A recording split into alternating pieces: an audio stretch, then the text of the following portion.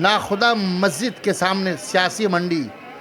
Kolkata corporation चुनाव का वक्त जैसे जैसे नज़दीक आ रहा है, कोलकाता में सियासी पार्टियों का पारा तेज होता जा रहा है। नाखुदा मस्जिद के सामने बाद नमाज जुमा वार्ड 43 के तृणमूल उम्मीदवार शगुफ्ता परवीन की हिमायत ने वोट देने की अपील लेकर वार्ड 43 के तृणमूल सदर परवेज इकबाल नमाजियों से मुलाकात की।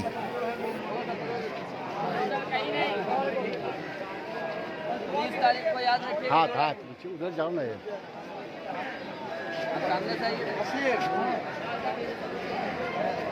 चार नंबर बटन अपना वोट देकर और भारी मतों से विजयी बनाइए।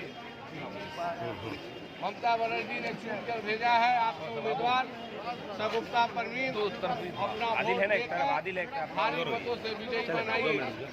4 नंबर बटन कैंडिडेट शगुफ्ता परवीन 4 नंबर बटन है, अपना कीमती वोट देकर उन्हें कामयाब करें।